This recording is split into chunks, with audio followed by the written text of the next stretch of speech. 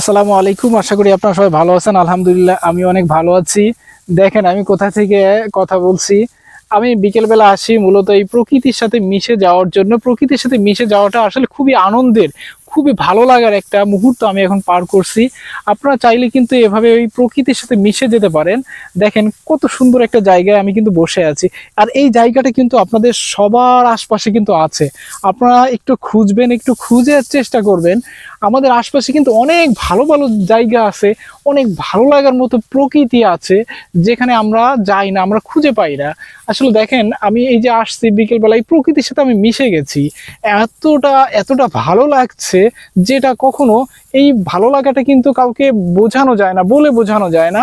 এই ভালো লাগাটা, এটার ফিলিংস নিতে হলে আপনাকে কিন্তু আসতে হবে।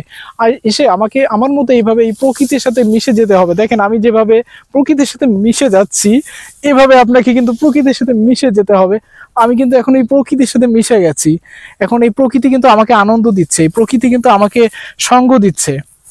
তা আপনাকে এই এই যে যে ফিলিংসটা, এটা নিতে হলে কিন্তু আপনাকে প্রকৃতির সাথে মিশে যেতে হবে, যেমনটা আমি মিশে গেছি।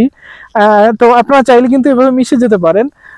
যখনই আসবেন এই প্রকৃতির সাথে মিশে যাবেন, তখন দেখবেন কতটা ভালো লাগা কাজ করছে। দেখেন আমি কিন্তু এখন এখানে শুয়ে পড়ছি, আমার চারপাশে কিন্তু ধান। আমি কিন্তু এই যে ধানের মাঝখানে কিন্তু শুয়ে আছি প্রকৃতির সাথে। ওই যে বললাম না যে প্রকৃতির সাথে আমি মিশে গেছি। ঠিক এভাবেই কিন্তু আমি প্রকৃতির সাথে মিশে যাই, প্রায় আসি। তো অনেক ভালো লাগে।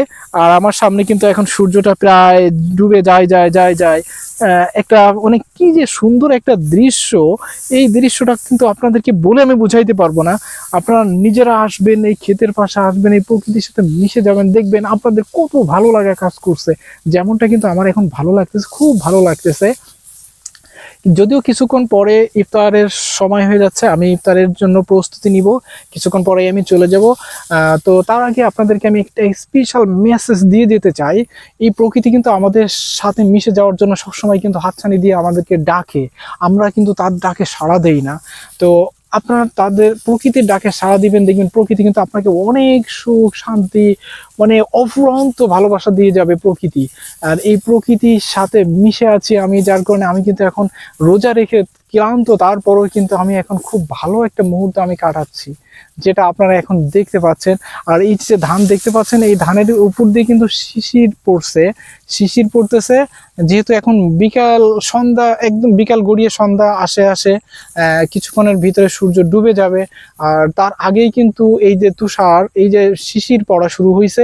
আমি আপনাদেরকে দেখাইতে পারছি না, কারণ আমি এখান দিয়ে এগুলো হাত দিয়ে নাড়াচ্ছি, আর হাত দিয়ে নাড়াচ্ছি, যার কারণে এখানে শিশির জমেও শিশির পড়ে যাচ্ছে আমার স্কিনে। একটু শিশির দেখতে পাইছি। যাই হোক, আমি এখন আর বেশি কথা বাড়াবো না। আমি আপনাদের সবাইকে অগ্রিম 30টা রোজা রাখার জন্য শুভকামনা সবাইকে। সবাই 30টা রোজা রাখবেন এই আবার, এবং সবার জন্য আমি দোয়া করি সবাই 30টা রোজা ঠিক মতো রাখতে পারেন, সেই সুস্থতা আল্লাহ যেন দান করে।